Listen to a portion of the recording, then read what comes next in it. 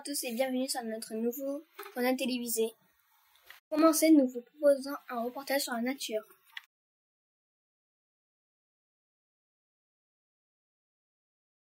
À l'école, la nature est partout, dans les arbres et jusque dans les moindres coins. De petites créatures et de grands végétaux vivent ensemble. Partons à leur découverte. Nous allons partir à la découverte de certains insectes.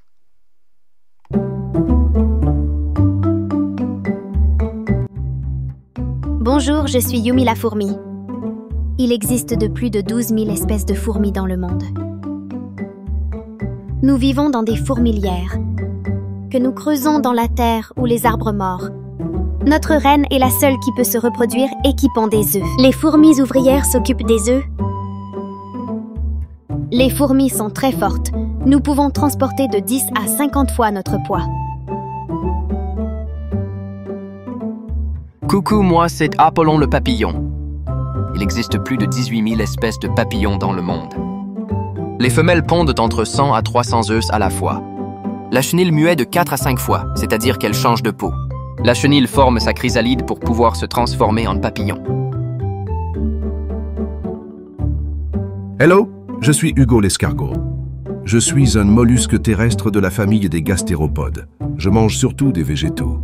Mais certaines espèces sont carnivores. Je suis gluant et je me déplace très lentement. Je suis actif seulement quand c'est humide dehors. Sinon, je reste dans ma coquille.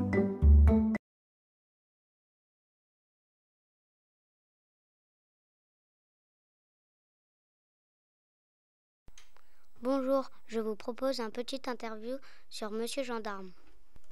Bonjour Monsieur Gendarme, peux-tu te présenter en quelques mots?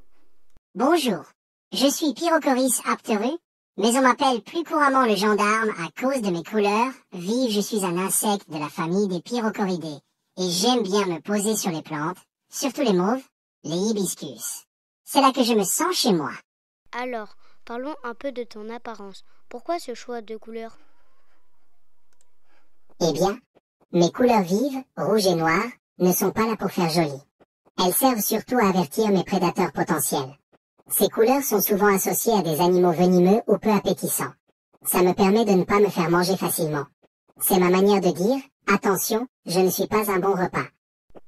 Et côté nourriture, tu manges quoi exactement? Je me nourris de sève végétale. J'utilise mon rostre, une sorte de pic, pour percer les plantes et aspirer leur sève. Je suis plutôt végétarien et mes plantes préférées sont les mauves. C'est comme un buffet à volonté pour moi. Où peut-on te trouver généralement? Je suis un amateur de jardin et de zones naturelles. On me trouve souvent sur des plantes herbacées, comme les mauves. J'aime bien être en groupe, donc si tu me cherches, il y a de fortes chances que tu m'y trouves avec d'autres de mes congénères. Ensemble, on forme parfois de véritables colonies. Mais dis-moi, as-tu un rôle particulier dans ton écosystème? Oh oui, on peut dire que je suis un petit maillon dans la grande chaîne alimentaire. Je fais partie du menu de certains oiseaux et araignées, mais je joue aussi un rôle en équilibrant les plantes que je visite. Ça me permet de contribuer à la diversité des écosystèmes. Sans oublier que je suis un insecte pollinisateur en herbe, puisque certaines plantes apprécient ma visite. Dernière question, Monsieur Gendarme. Des croyances ou superstitions à ton sujet? En effet, mes couleurs m'ont valu quelques symboles. Dans certaines cultures, on me voit comme un symbole de protection, un peu comme un garde qui veille sur les autres. C'est peut-être pour ça que je porte un uniforme. Merci beaucoup, Monsieur Gendarme, pour ces informations fascinantes.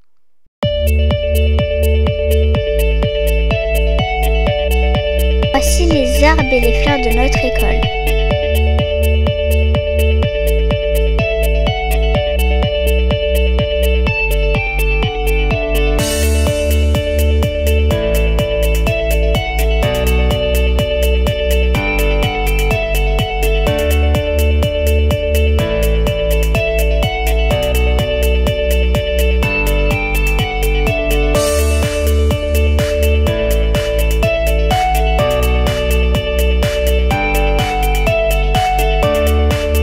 Nous avons la chance d'avoir des fleurs dans notre école.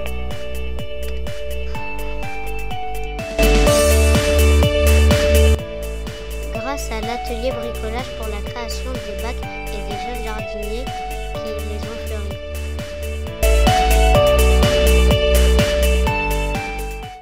Bonjour Monsieur Tilleul, merci de nous accueillir. Pouvez-vous vous présenter? Bien sûr, je suis un tilleul, un arbre majestueux qui peut vivre plusieurs centaines d'années. Je suis souvent planté dans les parcs et les villages car mon feuillage est dense et offre une belle ombre en été. Alors vous êtes un peu comme un parasol naturel, mais vos feuilles ont une forme spéciale, non? Exactement. Mes feuilles sont en forme de cœur et elles sont douces au toucher. Au printemps, je produis des petites fleurs jaunes parfumées qui attirent les abeilles. À quoi peuvent servir vos fleurs? Mes fleurs sont utilisées pour faire des infusions que les humains boivent pour se détendre et mieux dormir. On dit même que je suis un arbre apaisant. Et en plus, vous êtes un vrai refuge pour la nature. Oui, les abeilles adorent mon nectar et certains petits insectes comme les gendarmes, ces insectes rouges et noirs, viennent souvent se cacher sous mon écorce. Les oiseaux aiment aussi nicher dans mes branches. Vous êtes un arbre très généreux. Alors un dernier mot pour les enfants. Si vous passez près d'un tilleul, prenez un moment pour respirer son parfum, écoutez les oiseaux dans ses branches et pourquoi pas, ramasser une feuille en forme de cœur comme un petit souvenir de la nature. Merci Monsieur Tilleul.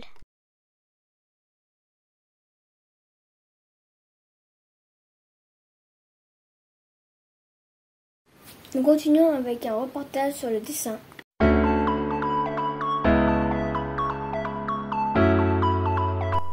Aujourd'hui, on découvre l'univers du dessin. Savez-vous ce qu'il faut pour dessiner? Des crayons, de l'imagination. Suivez-nous pour le découvrir.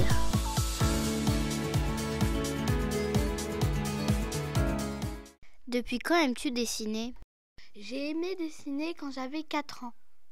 Qu'aimes-tu dessiner le plus? J'adore dessiner des dragons. Si ton dessin pouvait prendre vie, que ferait-il?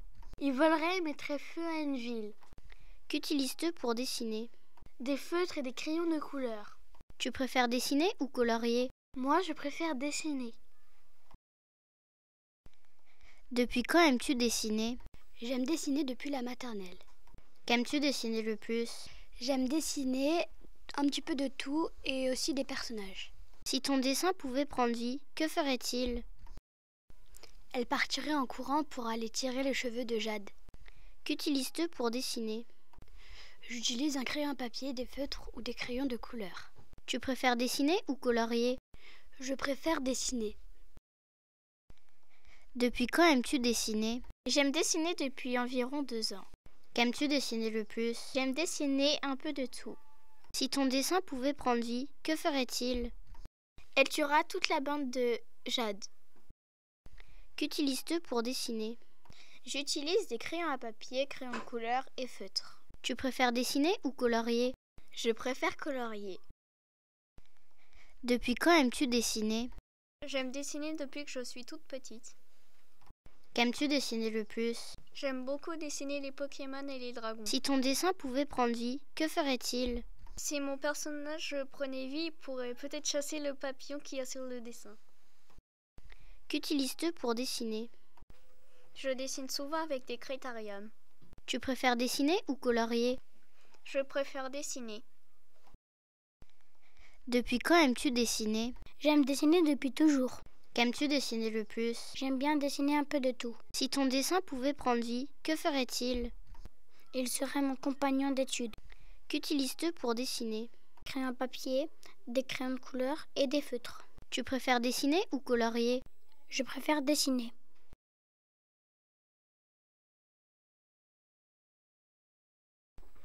Peux-tu nous montrer certains de tes dessins? Oui, je peux. Qu'aimes-tu dessiner le plus? Ce que j'aime dessiner le plus, c'est les personnages. Quelle est ta technique de dessin préférée? Le dégradé. Quel outil de dessin utilises-tu le plus? Les crayons de couleur. Pourquoi aimes-tu dessiner? J'aime dessiner parce que quand je dessine, je me sens libre et je suis dans ma bulle. As-tu déjà fait une exposition? Oui, j'ai déjà fait 3 expositions.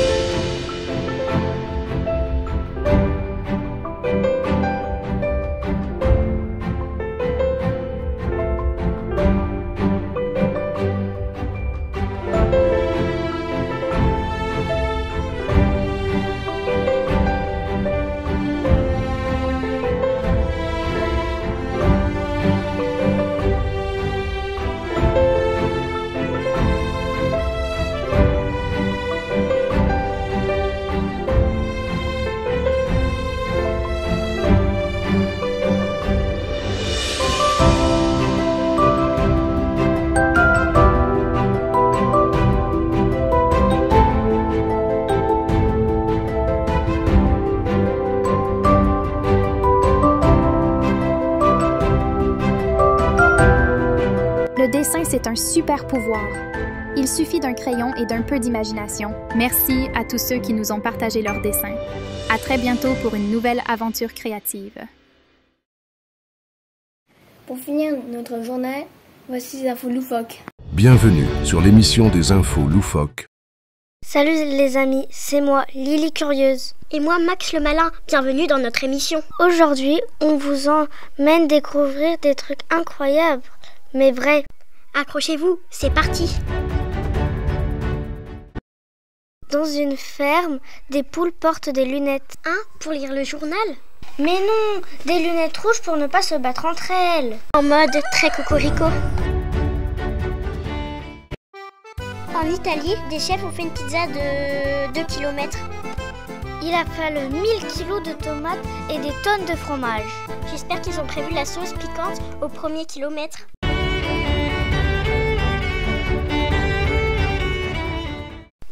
À Seattle, une pieuvre ouvre toute seule un bocal pour attraper une crevette.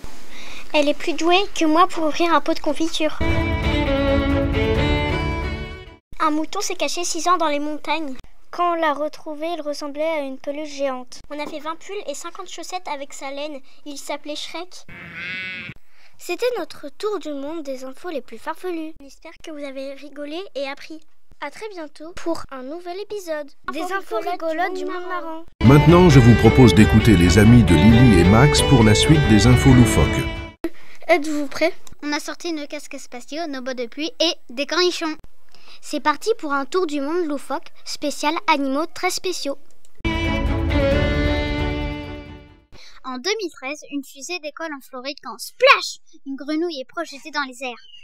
Elle n'est pas arrivée sur Mars. Mais la photo a fait le tour du monde. Depuis, on l'appelle Frogono et franchement, elle a plus de style que Buzz l'éclair. Un lapin s'est faufilé sur une piste d'atterrissage en Angleterre. Résultat, tous les avions ont dû s'arrêter. Ce coquin voulait sûrement s'envoler vers Carrot City. Il avait peut-être un billet pour Air Lapin Express. En Autriche, une chèvre adore la musique quand son fermier joue du violon. Elle se met à danser sur ses 2 pattes. Elle a un vrai talent. Elle pourrait être la star de la chèvre du rythme. Si on branche un cornichon à une batterie, il s'illumine comme une ampoule. On l'appelle Pickle Power. Mais attention, ne faites jamais ça seul. C'est juste pour les petits scientifiques en labo.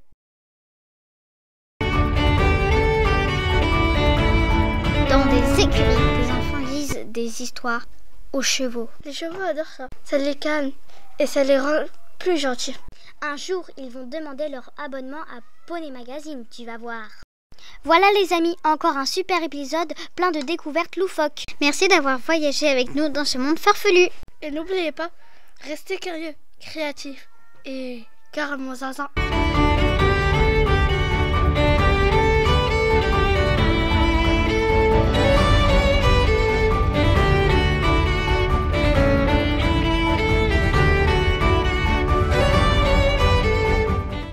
À la prochaine pour la suite de notre journal.